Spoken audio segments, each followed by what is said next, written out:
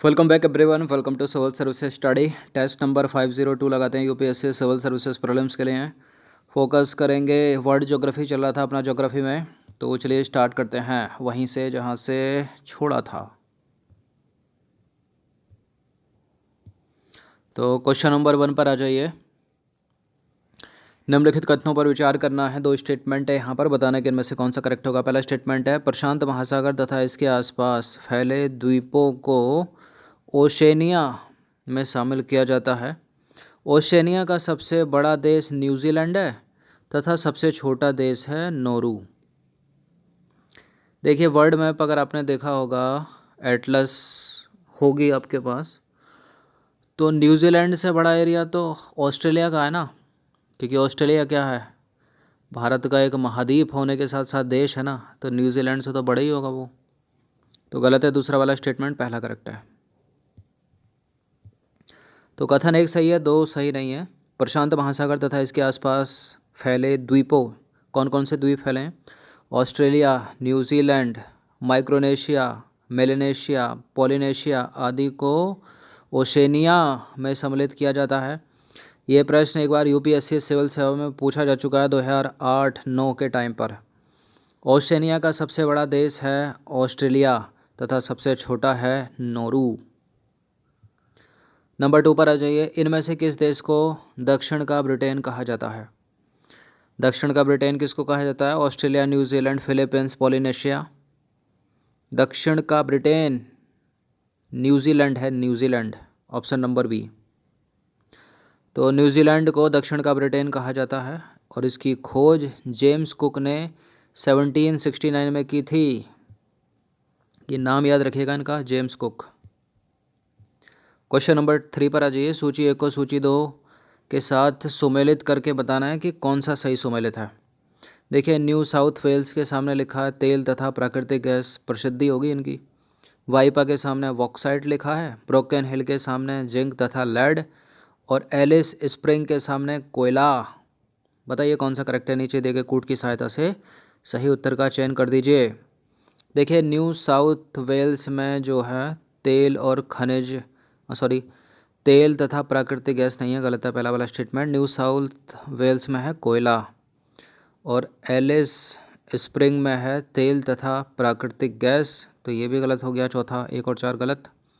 वाइपा bauxite सही है, और ब्रोकन हिल जिंक तथा लेड सही है। 2 और 3 इसका आंसर हो जाएगा ऑप्शन नंबर बी। तो उपर्युक्त सूचियों का सही मिलान इस प्रकार है। एलिस स्प्रिंग तेल तथा प्राकृतिक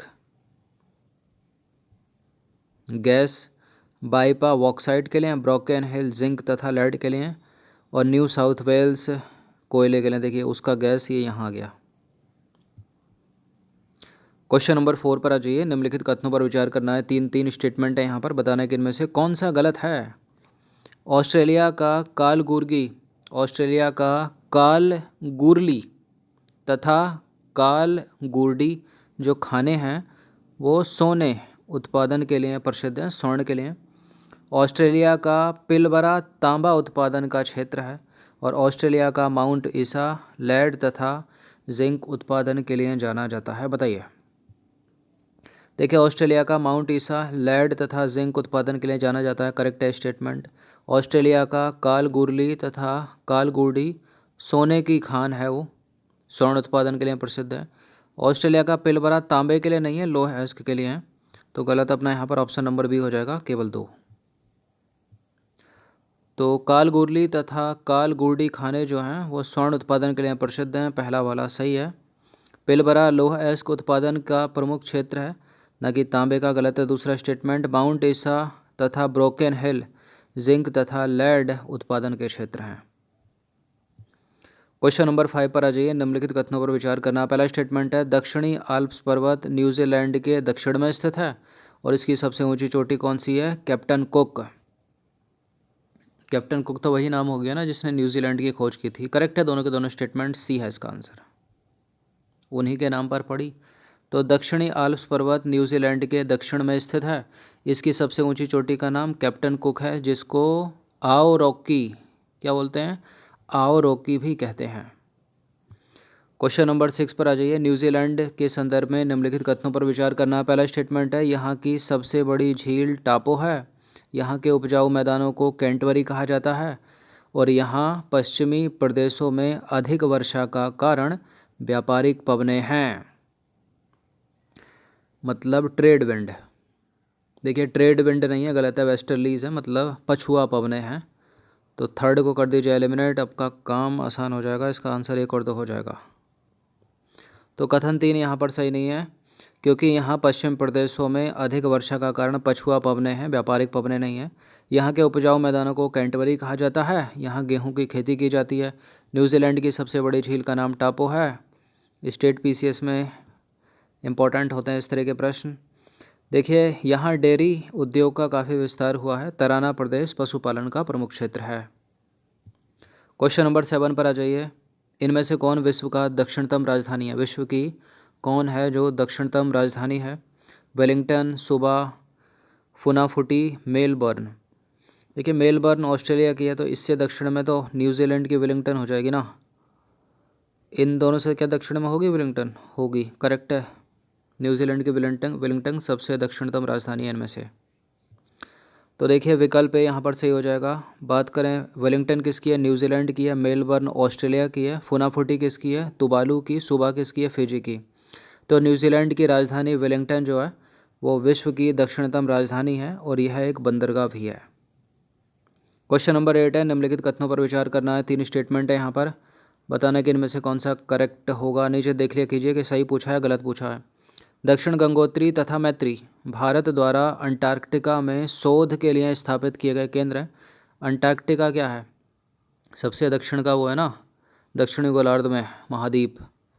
इसका मुख्य कार्य अंटार्कटिका पर ओजोन क्षेत्र, जीव जंतुओं तथा जलवायु परिवर्तन के प्रभावों का अध्ययन करना है। और दक्षिणी गंगोत्री स्टेशन जो है पूरी तरह से नष्ट हो चुका है। हो चुका है क्या? बिल्कुल, दक्षिण गंगोत्री जो स्टेशन है पूरी तरह से नष्ट हो चुका है। ये करेक्ट है स्टेटमेंट। और पहला भी करेक्ट है। दक्षिण गंगोत्री तथा मैत्री भारत द्वारा अंटार्कटिका में शोध के लिए स्थापित किए गए स्टेशन, किए गए केंद्र है। और इसका एक और है भारती, अब इसकी जगह बनाया उसको। अब देखिए इसका मुख्य उद्देश्य अंटार्कटिका पर ओजोन क्षेत्र, जीव जंतु तथा जलवायु परिवर्तन के प्रभाव का अध्ययन करना। तो सारे के सारे करेक्ट हैं, ये वाला इसका डी हो जाएगा आंसर, उपरोक्त सभी। तो देखिए दक्षिण गंगोत्री और मैत्री भारत द्वारा अंटार्कटिक महाद्वीप में शोध के लिए स्थापित किए गए केंद्र हैं। इसका मुख्य कार्य अंटार्कटिका पर ओजोन क्षेत्र, जीव जंतुओं तथा जलवायु परिवर्तन के प्रभावों का अध्ययन करना है। दक्षिणी गंगोत्री स्टेशन पूरी तरह से नष्ट हो चुका है और 2006 में लार्समन हिल्स पर भारत ने नए शोध केंद्र की स्थापना की है, जिसका नाम है भारती। लगभग 14 साल हो गए। क्वेश्चन नंबर 9 पर आ जाइए। केंद्रीय अंटार्कटिक एवं समुद्र अनुसंधान संस्थान कहाँ पर स्थित है? बताइए। ये मोस्ट इम्पोर्टेंट प्रश्न है और बैंक का फेवरेट है, बहुत पूछते हैं इसको। पुराने पेपर उठाकर देखोगे तो बहुत बार पूछा गया है। इसका उत्तर है गोवा। तो देखिए केंद्रीय अंटार्कटिक तथा समुद्र अनुसंधान संस्थान गोवा के वास्को डी गामा में स्थित है ये। और आपको ज्ञात हो कि भारत की पहली बहु सेंसर वेधशाला जो है इंड आर्क जुलाई 2014 में जो है स्थापित की गई है। इसका नाम याद रखना, इंड आर्क कोंग्स फजोर्डेन। इंड आर्क कोंग्स फजोर्डेन, ये है इसका पूरा नाम। बड़ा ही क्लिष्ट नाम है। क्वेश्चन नंबर 10 पर आ जाइए। निम्नलिखित में से किस महाद्वीप को गतिशील महाद्वीप के रूप में जाना जाता है? किसको जाना जाता है गतिशील महाद्वीप के रूप में? Antarctica, Asia, Europe, Africa. अधिकतर स्टूडेंट इसका आंसर एशिया तो नहीं सोच रहे, एशिया नहीं है, यूरोप तो नहीं सोच रहे, गलत है। अंटार्कटिका है, अंटार्कटिका, ऑप्शन नंबर ए। तो अंटार्कटिका महाद्वीप का आकार जो है शीत ऋतु तथा ग्रीष्म ऋतु में भिन्न होने के कारण इसे गतिशील महाद्वीप कहा जाता है। तो 10 प्रश्न थे इम्पोर्टेंट, ये था ऑस्ट्रेलिया तथा अंटार्कटिका। अच्छे से इसका रिवीजन कर लीजिएगा। धन्यवाद। इससे पहले हमने क्या कवर किया था? दक्षिण अमेरिका उसके साथ यूरोप, दक्षिण अमेरिका, फिर उससे पहले यूरोप। चलिए